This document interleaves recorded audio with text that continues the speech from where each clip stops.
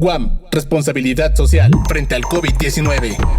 Información de investigadores de esta casa de estudios sobre la emergencia sanitaria.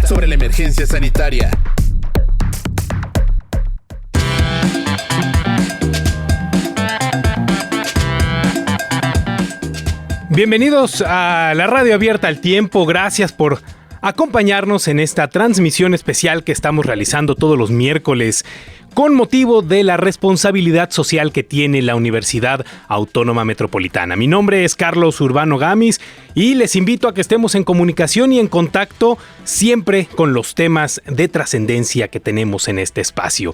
Facebook, Twitter e Instagram nos ubican como GUAM Radio y por supuesto a través de WhatsApp con el número 55 5603 4805. En esta ocasión tenemos un tema que es muy importante por el impacto que ha tenido a lo largo de esta contingencia.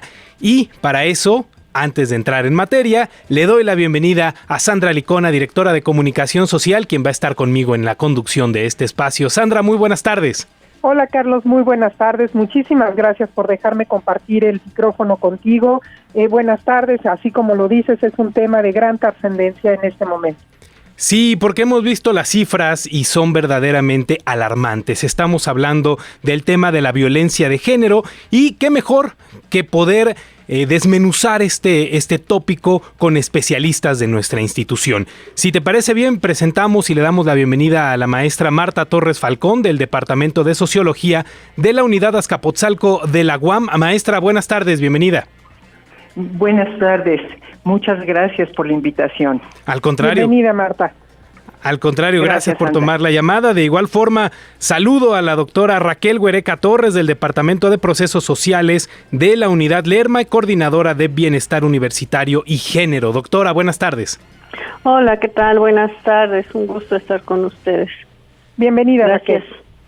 Pues sí, bien, Carlos, si les parece bien. parece bien, ¿sí? Arrancamos de lleno. Adelante. De acuerdo con datos del Consejo Ciudadano para la Seguridad y Justicia de la Ciudad de México, desde la Declaratoria de Emergencia de Salud, la violencia contra las mujeres y menores de edad se ha incrementado en un 120%.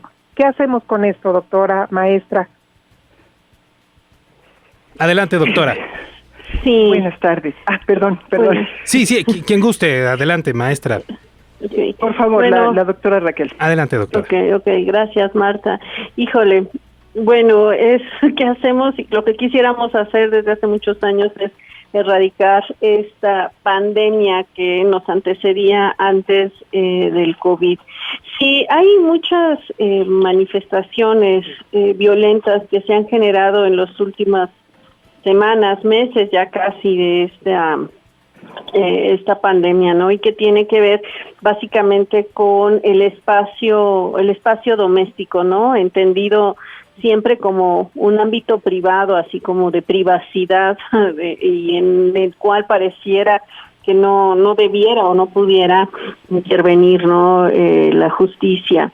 Lo que ha ocurrido también en este tiempo es que la desigualdad, que es una expresión en sí misma de la violencia, pues se ha agudizado en todas estas formas en las que se ha procurado mantener ciertas actividades como son las escolares y algunas de las actividades laborales, lo que lleva a que estén en el mismo espacio con las tensiones y con todos los impactos emocionales que genera una pandemia en las personas, pues conviviendo, ¿no? Y en el caso de las mujeres, pues estar en que en algún momento Leonor Edna Walker denominó el ciclo de la violencia, que más bien es una espiral, por su carácter continuo, ¿no? De estar en calma, tensión, explosión y luego el periodo de luna de miel, en lo que se refiere a las relaciones de pareja, ¿no? Entonces, pues aquí estamos viendo cómo pues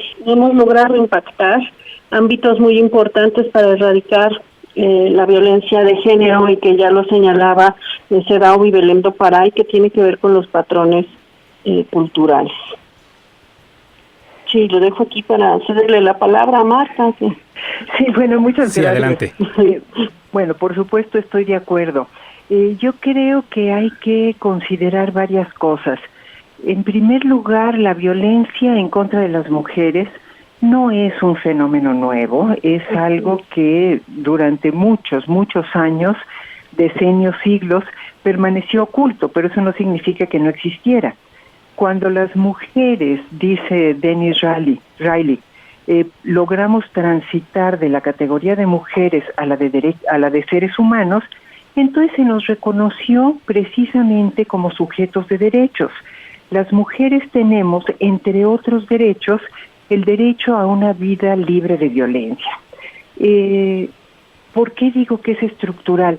La violencia en contra de las mujeres se da en muy distintos ámbitos. Desde luego, cuando estamos hablando de la pandemia, enfocamos el espacio doméstico. No es el único, también el número de feminicidios ha aumentado. Parece que los feminicidios no están en cuarentena, siguen asesinando mujeres con una brutalidad espantosa, sobrecogedora, y en el interior del hogar, como dice la colega Raquel Huereca, es un espacio privado que deberíamos entender como un espacio, casi como un refugio del mundo exterior, donde uno puede entrar, quitarse los zapatos, aventar el portafolio y sentirse en casa cómodamente, sin ninguna otra alteración. Pero ese espacio doméstico también está atravesado por el género. Y en ese espacio doméstico, la figura del jefe de familia, el hombre de la casa, es una figura más o menos incontestable, profundamente arraigada. Aun cuando se habla de hombres públicos, mujeres privadas, si hay un espacio en donde los hombres pueden mandar y hacerse obedecer sin ningún tipo de de resistencia sí, pero sin que nadie cuestione abiertamente sus mandatos, es precisamente el espacio doméstico. La misma figura, este año tuvimos censo de población y una de las primeras preguntas es ¿quién es el jefe del hogar?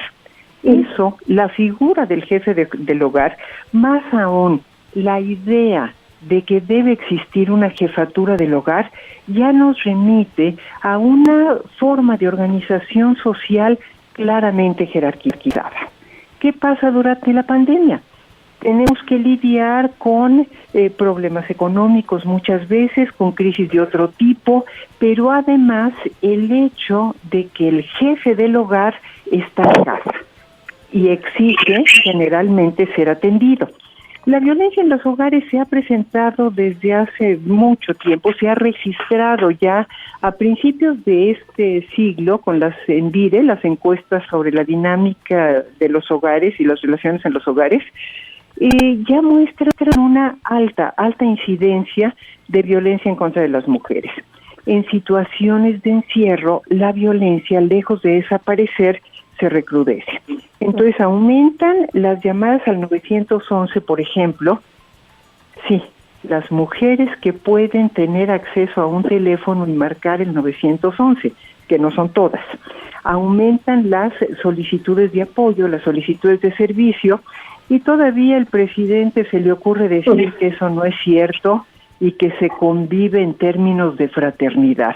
Bueno, fraternidad también es un término sexista, es la relación entre hermanos varones. Eso ya lo dejo como nota a pie de página.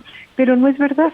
Las mujeres están enfrentando cotidianamente violencia psicológica, que es la más extendida y la única que existe en su especificidad, y que se expresa como reclamos, órdenes, interrogatorios minuciosos, comentarios denigrantes, humillaciones, etcétera. Pero también hay violencia física que tiene una amplia escalada. Ya nos hablaba la doctora Raquel del círculo de la violencia y cómo vamos avanzando en ciclos. La vuelta al círculo a veces dura años, a veces dura meses, a veces dura semanas. En tiempos de contingencia se puede dar en un solo día, que hay tensiones, que estallan las tensiones en forma de golpes, que viene una aparente reconciliación y promesas de cambio, una supuesta luna de miel y luego otra vez acumular las tensiones. Y también, y ya con esto termino esta intervención, también las niñas y los niños, las personas ancianas y algunos otros grupos vulnerables dentro de los hogares están sufriendo los embates de esta violencia. Carlos, muy importante destacar lo que han dicho la maestra Marta Torres y la doctora Huereca. Así es. La violencia intrafamiliar y de género son persistentes y preexistentes en muchos hogares, y el confinamiento obligado lo único que ha hecho es potencializarlo. En este sentido, me gustaría preguntarle, doctoras, maestra, las relaciones familiares se están reconfigurando. ¿Cómo identificamos que alguien de la familia está a punto de perder el control? ¿Qué hacemos? ¿Cómo actuamos cuando estamos siendo testigos de algo como esto?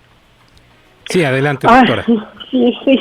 Qué pregunta tan difícil, y lo planteo la dificultad en dos sentidos. Uno, en que nuevamente nos lleva a buscar la respuesta en las personas agredidas, ¿no? Pareciera que en este contexto de los patrones culturales que bien mencionaba la maestra Marta Torres, pues siempre el caso es que en situaciones de violencia, pues las mujeres terminamos protegiéndonos, o los patrones de protección se dirigen a lo que tenemos que hacer las personas agredidas en casos de violencia.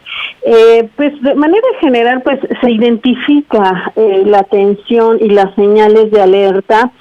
Se identifica a partir de las gesticulaciones, los tonos de voz, golpear los objetos, son ya señales próximas a un episodio de violencia, y ante los cuales en una relación de pareja que está marcada por estos ciclos que también explicaba la maestra Marta Torres, pues es ya en sí mismo la señal de alarma. Pero yo aquí quisiera destacar algunas cosas sobre estas señales de alarma.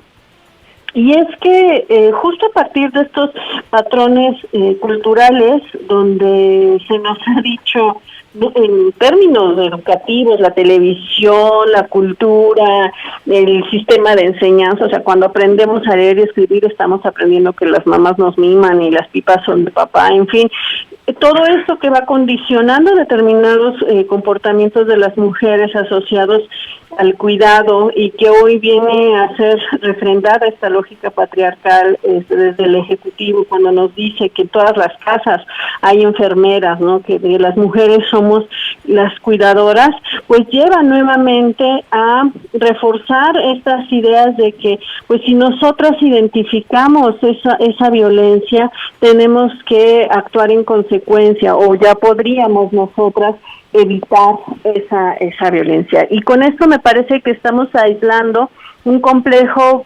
problema social, histórico, que nos ha acompañado históricamente, ha sido una de las demandas de justicia presentes siempre en el feminismo, ¿no? Que es esta violencia como un continuum, como algo que está en nuestro entorno en contra de nosotras las mujeres, y que por obvias razones nos limita. Y voy a señalar algunos ejemplos sobre esto. El efecto que tiene la violencia contra otras mujeres en mi comunidad, el efecto que tiene el feminicidio como algo presente en mi comunidad, el efecto que tiene la trata de mujeres con fines sexuales, que lo observo en mi comunidad con lo que comúnmente se conoce como los levantamientos, pues genera un estado de miedo colectivo en las mujeres. Hay un efecto psicológico de ese miedo que tiende a ser un limitante para el desarrollo de la vida de las mujeres, una limitante para tener un acceso pleno a los derechos humanos, para poder ejercer eso que Marta nos decía que es el derecho a una vida libre de violencia, y que ha estado presente en todas las exigencias de libertad, justicia e igualdad de los diferentes feminismos, ¿no? Y entonces, en este sentido, lo que hoy vivimos, esto que mencionaban al inicio de estos datos de cómo se ha incrementado en un 120% la violencia contra mujeres de edad, también los porcentajes en los que se ha incrementado la violencia contra las mujeres, sumado a que pues las redes de apoyo que se iban construyendo para apoyar a las mujeres en estas situaciones a poder buscar alternativas, pues están paralizadas en cierta forma ahora, ¿no? Y bueno, estamos pasando de una situación de aislamiento físico a un proceso de aislamiento social, y que en el caso de las mujeres se puede agudizar, porque la violencia es un tema que genera vergüenza, no es un tema del que uno vaya hablando libremente. La violencia es un tema que cuesta trabajo sacar de esa esfera privada que señalaba Marta, ¿no? Y cuando además están los espacios en los que puedo yo denunciar no están funcionando al 100%, y además en estos patrones culturales está una escasa cultura de la denuncia por parte de las mujeres, pues se va redondeando lo que parecía ese ciclo de la violencia que se da en el entorno familiar, que como bien dice Marta, puede repetirse varias veces en un solo día o tardar 2-3 años en que ocurra otro episodio. Pues a esto se le suma el hecho de que cómo denuncio aquello que a lo que no he sido socializada para exigir, ¿no? Y bueno, otra de las cosas con las que quisiera concluir esta intervención, y que tiene que ver con lo que mencionaba al inicio acerca de la desigualdad como una expresión de la violencia, es qué está pasando, por ejemplo, en los ámbitos laborales, en los ámbitos de atención a la salud, ¿no? Cuando vivimos situaciones como las de ahora, pues ¿quiénes van a ser las afectadas en términos laborales, no? Si culturalmente se sigue pensando en esto que decía Marta sobre la figura del jefe de familia, el proveedor, ¿qué va a pasar con los empleos formales que tenían las mujeres? Ni qué decir de aquellas mujeres que tienen empleos en el sector informal y que ahorita no pueden ejercer sus ámbitos, ¿no? Y entonces, sus ámbitos laborales. Y entonces así vemos cómo se van yuxtaponiendo una capa sobre otra, y pues van generando un panorama donde, si no miramos con perspectiva de género, cómo estos patrones socioculturales afectan de manera diferenciada a hombres y a mujeres en diferentes edades, en diferentes ámbitos y en diferentes espacios sociales, pues esta otra pandemia, que es la violencia contra las mujeres y que ya venía de años atrás, pues va a ser difícil erradicar, y probablemente se agudiza en estas condiciones económicas. Claro. Marta, ¿usted quiere agregar algo?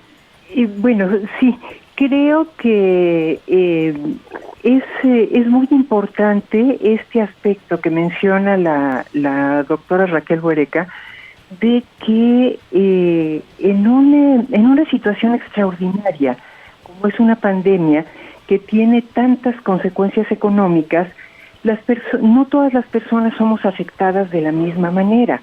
Hay algunas personas que felizmente y en cierta forma pues hasta somos privilegiadas, podemos seguir conservando nuestro ingreso, podemos trabajar en casa, que nos ha metido en un ámbito totalmente desconocido, esto de la enseñanza en línea, o conocido parcialmente, pero hay muchísimas otras mujeres que están perdiendo el empleo, que tenían empleos informales, o que enfrentan la desigualdad de una peor manera que los hombres. Esa es una cuestión. La otra cuestión es que hemos recibido muchas recomendaciones sobre cómo cuidar la salud física. Usa careta, usa mascarilla, lávate las manos 254 veces al día y luego te las vuelves a lavar y no te toques la cara y tal. No hemos recibido recomendaciones, o por lo menos, desde luego no en la misma proporción, sobre salud emocional. Cómo hacer de los espacios que estamos compartiendo, de las casas, realmente espacios de tranquilidad, de la fraternidad que le gusta al presidente, espacios de una convivencia relativamente armónica. Y por último, sí, la violencia en contra de las mujeres es un fenómeno social de grandes dimensiones. Pensamos en la denuncia y eso es algo que tenemos que ejercer. Yo me acuerdo que mi abuela me decía, mira hija, tú estudia Derecho para que te sepas defender. Le hice caso, pero no sé si me sepa defender. Pero ojalá que sí, Marta. Sí, ojalá sí, ¿verdad? No tenemos en general, ni hombres ni mujeres, tenemos esa cultura de la denuncia y de apropiación de los derechos, las mujeres menos. Pero la violencia es algo que únicamente pueden parar quienes la ejercen. Entonces, en lugar de preguntarnos por qué las mujeres no denuncian, por qué las mujeres permanecen en una relación donde son golpeadas, por qué las mujeres aguantan malos tratos, creo que la pregunta interesante sería ¿por qué los hombres golpean? Y creo que ahí tendríamos que pensar en estrategias de prevención de la violencia dirigidas a los hombres. Hay una organización social, se llama GENDES, Género y Desarrollo, que tiene una línea de emergencia para los hombres. Si en la cuarentena te sientes enojado, triste, irascible, frustrado, agobiado, etcétera, llámanos y te damos contención para que no descargues todas esas frustraciones que traes encima por medio de la violencia. Entonces creo que tendríamos que apuntar en ese terreno. ¿Cómo hacer para prevenir la violencia junto con todos los otros canales de denuncia que siempre deben estar abiertos, incluso o tal vez más en una situación de cuarentena? Marta, ¿usted tiene ese número de esta línea de emergencia que nos pudiera compartir? Sí. Se lo puedo, a ver, si me permite un segundo, creo que lo puedo buscar.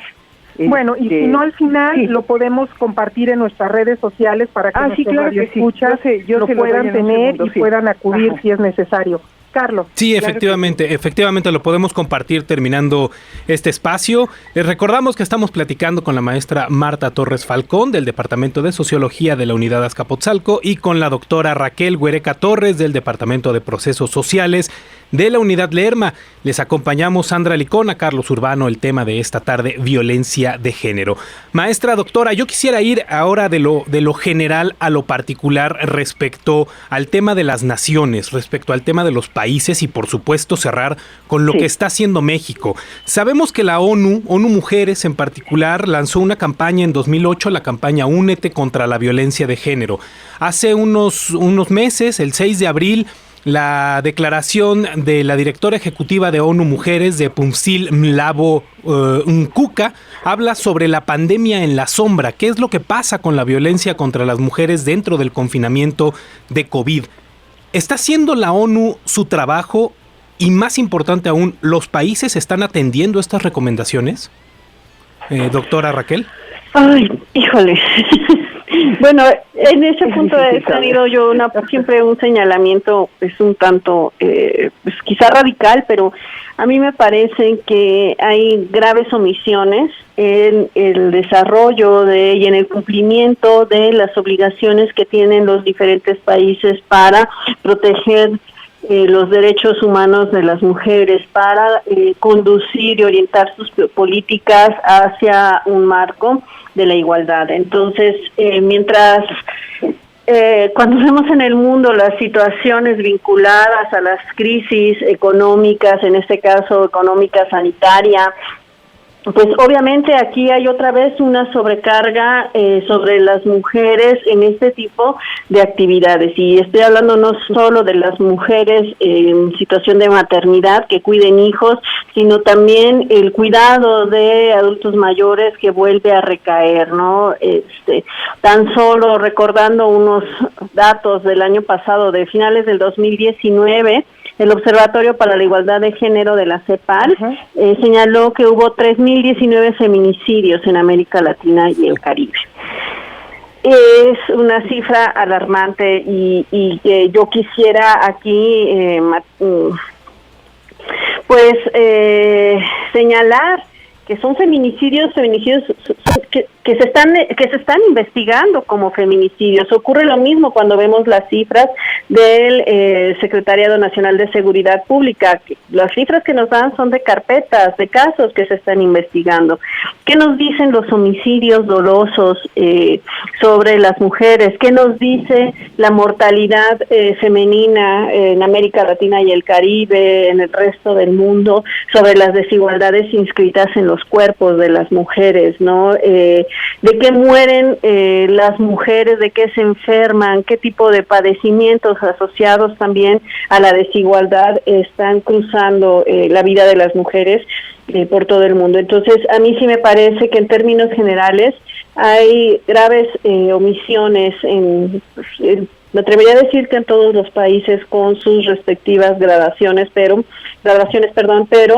siempre hay un contexto de omisión y de impunidad que, bueno, pues tiende a reproducir la violencia. Es el caso de México a propósito del feminicidio, ¿no? La omisión y la impunidad en torno a lo que en los 90 empezó como un fenómeno vinculado al narcotráfico, a redes criminales, se ha expandido de tal forma que ahora vemos como diferentes aspectos de inseguridad pública, de descomposición social, están vinculados también a la violencia contra las mujeres, ¿no? El feminicidio ahora también toma forma en las relaciones de pareja, también toma forma en el contexto de los crímenes entre grupos del narcotráfico o del crimen organizado, ¿no? Entonces no podemos pensar de manera separada los problemas, ¿no? Y entonces cuando nos dicen que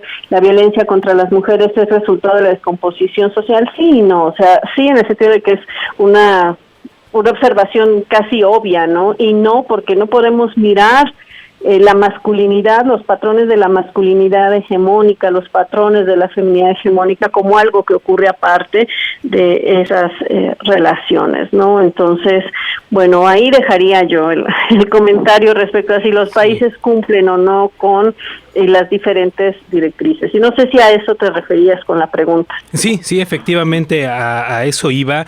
Y bueno, por supuesto también, Sandra, los datos que nos da la doctora, los números son terribles y pues es una violencia que va aumentando todos los días. Maestra Torres, ¿algo que agregar a este comentario?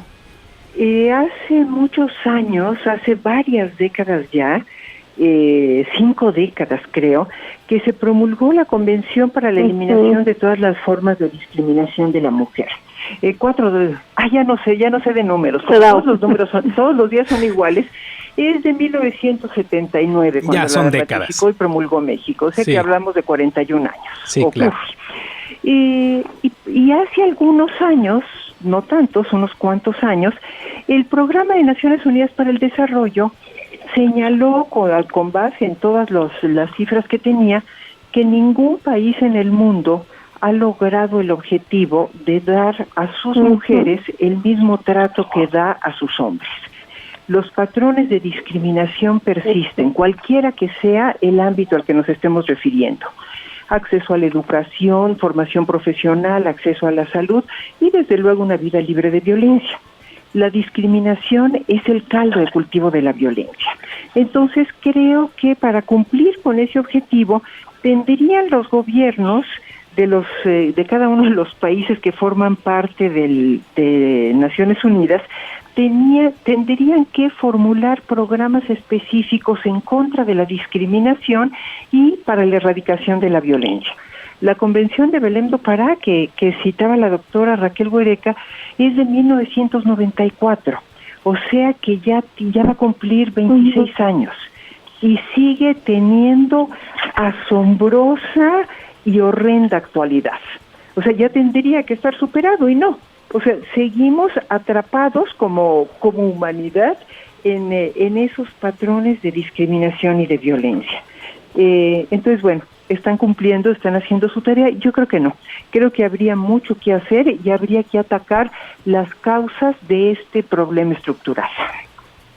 Pues sí, vemos que pasan los años, vemos que pasan los gobiernos, cambian los colores, no solo en nuestro país, por supuesto en todos los países, y este es un tema que parece que se va empolvando cada vez más y más y más. Ahora, México, en este punto muy particular, escuchamos por un lado las cifras de todo está bien, por otro lado escuchamos los spots de entes como la Comisión Nacional de Derechos Humanos, que habla sobre este aumento de la violencia, este tipo de situaciones que desgraciadamente no son nuevas y se han ido intensificando dentro de la contingencia. ¿Qué pasa con México? Hay políticas públicas en nuestro país, pero no están funcionando.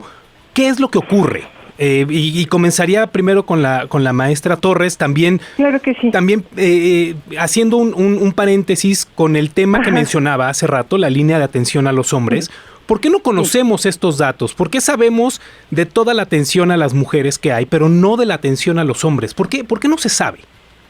Yo creo que ahí hay varias razones. Uno, el teléfono que les comenté, que les voy a compartir más adelante, es una iniciativa de una organización social. Yo no sé si exista en términos institucionales algún programa parecido. Esta es una iniciativa de un grupo de personas comprometidas con la construcción de la igualdad de género, pero no es una política pública. ¿Por qué no sabemos lo que pasa con los hombres? Yo creo que a los hombres no les interesa mucho, no les interesa mucho ni siquiera reconocer su propia violencia, muchísimo menos renunciar a la propia violencia, ni la perspectiva de construir relaciones igualitarias. Es mucho más cómodo instalarse en una situación en donde tienen un conjunto de privilegios totalmente naturalizados que ni siquiera se consideran privilegios. Ahora, con respecto a las políticas públicas, a mí me gustaría mencionar, cuando estábamos hablando del feminicidio, sí existe una política pública prevista en la Ley General de Acceso de las Mujeres a una Vida Libre de Violencia.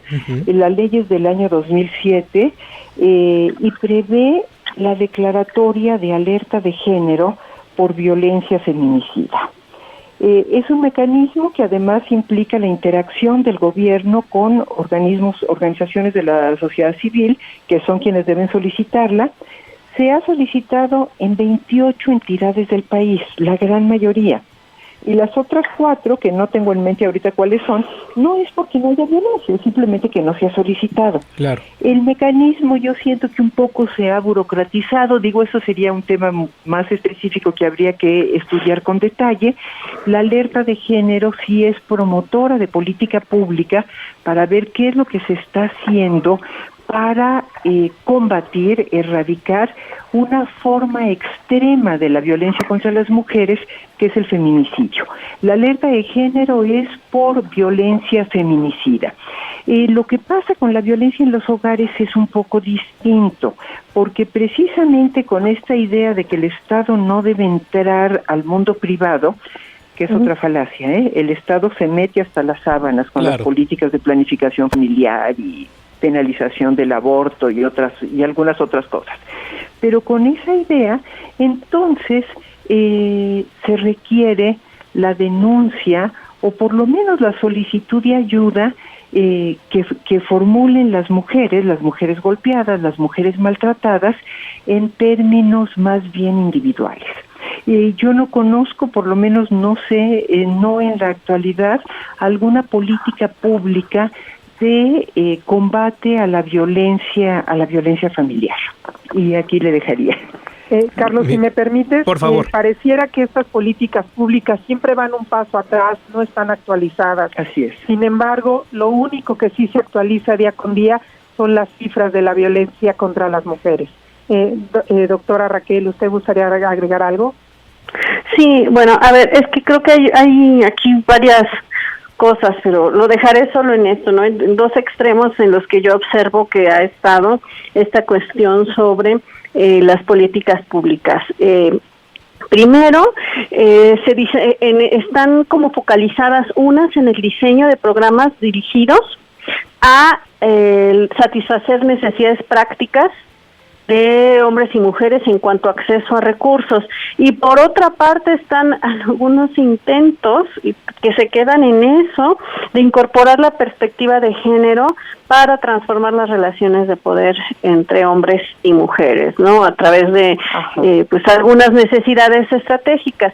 El problema de fondo de estos dos extremos que yo veo, o estos dos casos, por así señalarlo, tiene que ver con cómo no se reconocen los supuestos conceptuales que están en uno y en otro. Es decir, no se reconoce que justamente hay una serie de patrones culturales en quienes hacen esas políticas, en quienes diseñan esos programas, en quienes piensan que si les damos a las mujeres un salario rosa que ni siquiera corresponde a el valor que tendría el trabajo doméstico en las cuentas nacionales, se va a lograr una igualdad. ¿Por qué? Porque eso sigue manteniendo a las mujeres, o sigue manteniendo, mejor dicho, ciertas actividades del ámbito doméstico focalizadas en un sujeto que son las mujeres de diferentes edades, ¿no?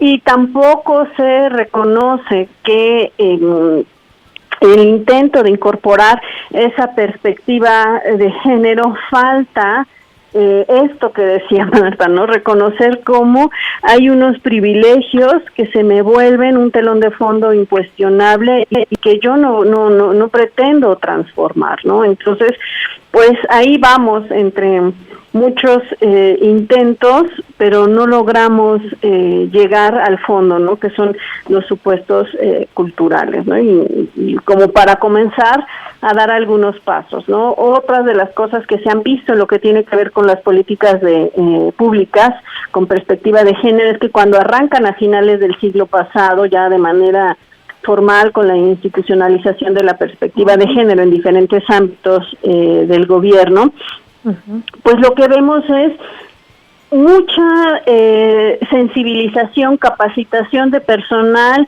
operativo que al final de los sexenios, o sea, no se mira esto como proyectos transexenales. Estas personas que fueron capacitadas en un momento, resulta que al siguiente sexenio ya no van a operar ese programa, y eso ya lo demostró Gisela Zarenberg en un estudio, ¿no? Cómo entonces es que se capacita a personas para que operen programas de atención con perspectiva de género, pero no hay una mirada transeccional de lo que necesitamos para resolver en cuanto esto es un problema histórico, ¿no? Y necesitamos una mirada que vaya más allá de un sexenio. Sí, efectivamente, no encontramos el fondo de esta situación, pero como dice Sandra, los números desgraciadamente van en aumento todos los días. Sandra, por favor, adelante. Bueno, Carlos, pues estamos prácticamente ya terminando el programa. Como cada emisión, me gustaría que lo hiciéramos con una reflexión final de nuestras invitadas. Sí, por favor, sí, en efecto el tiempo nos está comiendo, pero les pediríamos si nos dan un mensaje a modo de cierre, y si les parece bien comenzamos con usted, maestra Marta Torres. Con mucho gusto. Mire, a modo de cierre y ya para no extenderme demasiado, lo que yo sacaría en conclusión de este programa como una reflexión final es un llamado a los hombres a no ejercer la violencia. Un llamado a los hombres a buscar la forma de canalizar su frustración, su ansiedad, su apatía, su enojo, su ira, de una manera que no dañara a otras personas. Renunciar a la violencia trae consigo muchos beneficios. Invitarlos a explorar los beneficios que puede generar una vida sin violencia, sin ejercicio de violencia por parte de los hombres, y la construcción de relaciones igualitarias. Cuando definimos el feminismo como una visión igualitaria, igualdad entre hombres y mujeres, igualdad de derechos, igualdad de acceso a oportunidades, igualdad salarial, igualdad de tareas, etcétera, etcétera, es una meta para beneficio tanto de las mujeres como de los hombres.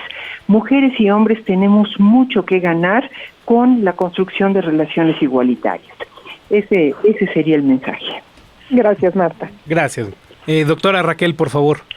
Sí, bueno, yo invitaría a pues la comunidad académica, que es la comunidad en la que pertenecemos, tanto Marta como yo, a aprovechar el momento que estamos viviendo para reflexionar sobre el tipo de sociedad en la que queremos vivir, ¿no? El tipo de bienes comunes que queremos construir como grupo, lo que podemos transmitir a partir de la enseñanza, porque si bien hoy estamos viviendo una crisis en términos de salud, bueno, la violencia tiene un impacto en la salud física, no solo en términos de lesiones, que es lo más visible, también está la somatización, y en la salud mental, ¿no? El estrés, la ansiedad, los problemas de autoestima y las ideas suicidas que puede haber en contextos de violencia.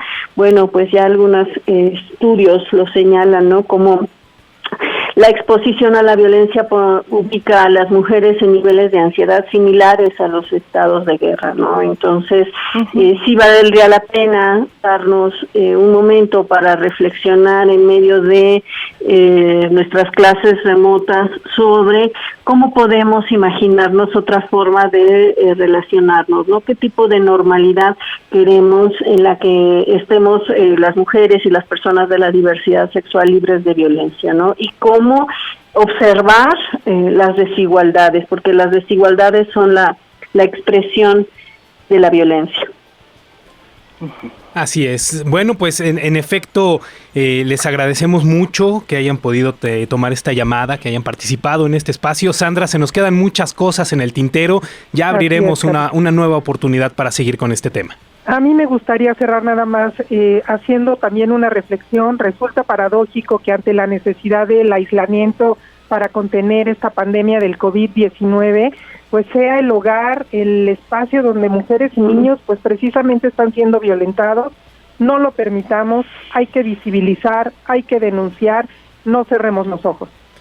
Y también si me permiten hacer énfasis, como lo decía la doctora Raquel, somos miembros de una comunidad universitaria que genera estudios, información, investigación y además cuenta con apoyo en lo individual, cada una de sus unidades, como en lo general de la institución que representamos. Así que siempre la UAM forma parte y brinda información que ayuda en cualquier tipo de temas, en esta ocasión la violencia de género.